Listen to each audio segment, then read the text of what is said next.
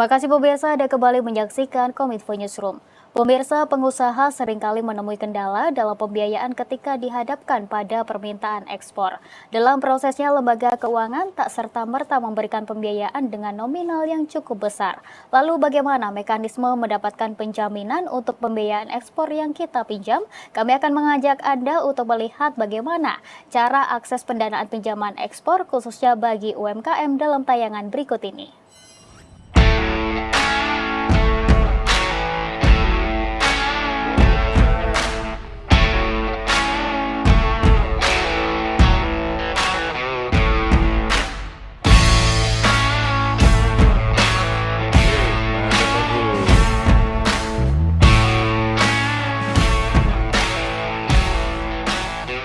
Saya sengaja pesan coklat karena saya mau cerita sedikit soal coklat.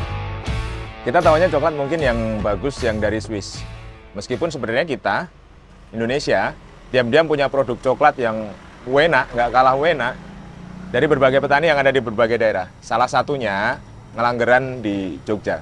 Sayangnya, punya barang kualitas ekspor itu bukan berarti langsung bisa diekspor.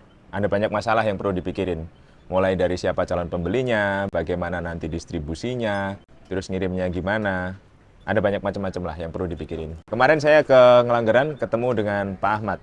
Dia adalah salah satu ketua koperasi yang di dalam koperasi itu ada sejumlah petani yang menghasilkan coklat-coklat berkualitas. Terus gimana biar Pak Ahmad ini bisa ngekspor coklat-coklat yang berkualitas itu? Untungnya ada LPEI, Lembaga Pembiayaan Ekspor Indonesia, yang akan membantu Pak Ahmad dan teman-teman ini untuk mempersiapkan diri sampai nantinya bisa ekspor melalui program salah satunya namanya Desa Devisa.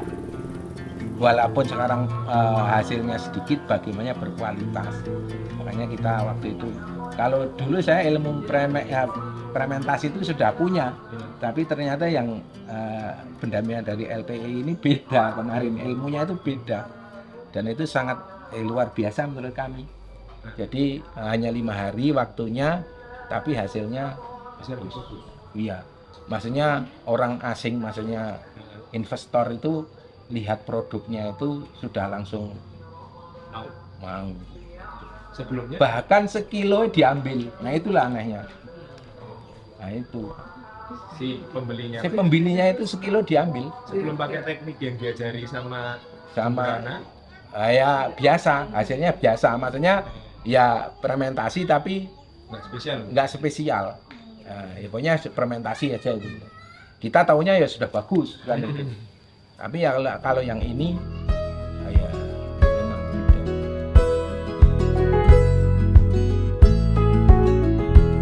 Awalnya coklat ini merupakan oleh-oleh untuk pengunjung di kawasan wisata. Nah, tapi ternyata kan ini merupakan salah satu produk prioritas ya, produk unggulan ekspor sebetulnya coklat kan, kakao, kopi gitu kan. Itu kan unggulan ekspor. Di nasional maksudnya. Di nasional maksudnya. Nah, setelah kami ke sini, kebetulan kami kan juga punya desa binaan lain kan, untuk yang kakao dan golongan kakao di sini ini maksudnya spesialtis lah. Kalau kopi, istilah kopi itu spesialtis. Jadi memang punya keunikan. Apa? Cita rasanya unik. Oh, beda gitu. Ya beda, betul. Cita rasanya beda. Jadi itu lebih diminati lah istilahnya gitu.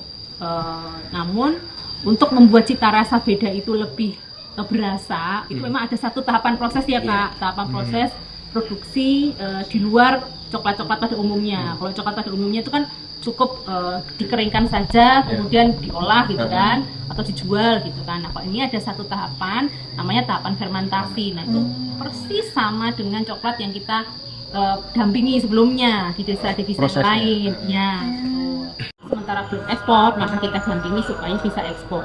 Ekspornya nantinya harapannya yang berkelanjutan, jadi nggak cuma sehari ekspor, sehari enggak gitu ya. Dalamnya ada biji-biji tadi banyak gitu Pak? Iya, nah ini bisa di coba dia. LPEI ini menarik. Dia nggak cuma mempersiapkan orang-orang seperti Pak Ahmad yang sebelumnya untuk mempersiapkan diri sampai dia bisa ekspor. Dia juga membantu eksportir yang sudah established untuk bertahan tetap bisa ekspor. Ada lagi yang namanya Pak Ahmad, yang dia sebenarnya sudah terbiasa untuk melakukan ekspor, tapi saat itu usahanya terdampak COVID-19. Ini beneran. Ada lagi Pak Ahmad yang lain yang dia punya usaha ekspor piranti dekorasi yang dapat bantuan dari LPI berupa penugasan khusus ekspor. Menariknya itu di COVID itu tuh kan order itu naik karena kan orang pembatasan, jadi kan mereka lebih mendekorate rumah karena kan mereka kerja dari rumah, jadi semua itu tuh malah sale kita tuh malah naik. Oh. Jadi, tapi kita nggak bisa barang itu Iya, nggak bisa banyak dikirim, di sini, gitu. nggak bisa dikirim. Nah akhirnya kita kesulitan cash flow itu tuh, terus kita kan ikut asosiasi Himki. Iya. Nah kemudian dari Mbak Juju, kebetulan Mbak Juju dia kan pengurus Himki, terus nelfon saya, Mas Ahmad ini nanti tak kenal ya sama LPI. Oh iya Mbak, itu terus akhirnya dari situlah kita ngelihat, terus ya mereka tanya kira-kira kebutuhannya apa toh, dan kita bilang cash flow kita, karena ada buyer yang mereka pun merubah ya Galih ya, yang biasanya mereka bayarnya TT 30 hari, tapi karena kontainer memang mahal semua segala itu mereka sampai merubah sampai 60 hari.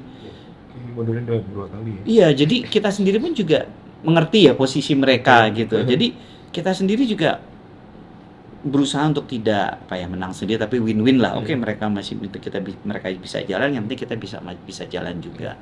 Nah, disitulah akhirnya dengan pinjaman itu tuh kita akhirnya bisa balik lagi, muter lagi. Seperti itu. Jadi turning point-nya itu tuh di situ. Seberapa besar impact-nya LPI membantu nambah nafas buat CJ ini, Pak?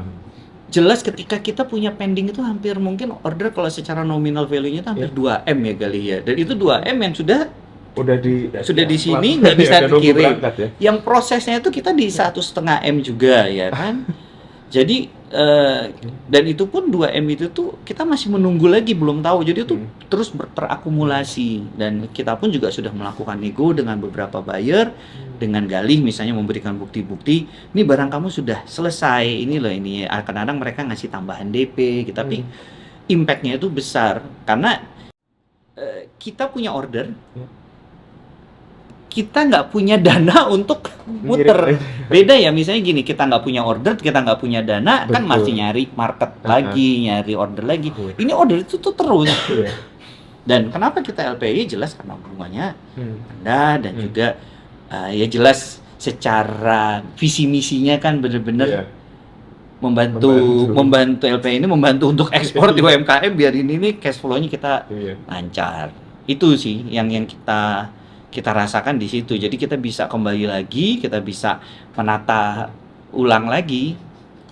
Berapa banyak Pak yang didapat dari LPI, dan kemudian ada berapa banyak nyawa yang saat itu kemudian dijaga hidupnya, kan ada banyak di layer bawahnya. Secara nominal. Betul. Secara nominal kita mendapat pinjaman itu 1,6.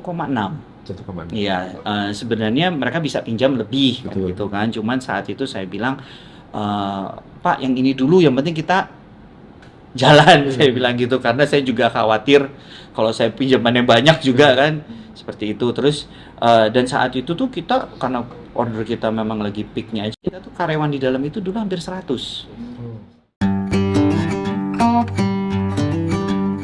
Ya, kalau lagi di warkop gini bawaannya ceritanya memang kemana-mana. LPI ini bisa bantu eksportir atau calon eksportir lewat berbagai program. Untuk membuat program itu berjalan, LPI ini dibantu juga lewat APBN melalui penyertaan modal negara. Ada banyak program yang bisa membantu kalian. Barangkali kalian pengen ekspor, coba aja pelajarin program-programnya LPI yang ada di indonesiaeximbank.go.id.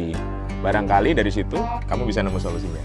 Pemirsa, itulah ragam informasi yang kami kemas untuk Anda. Dapatkan berita pilihan lainnya di kanal Kominfo Newsroom atau melalui sosial media GPR TV. Saya Anggria Ratri dan segenap kru yang bertugas pamit undur diri. Selamat malam dan sampai jumpa.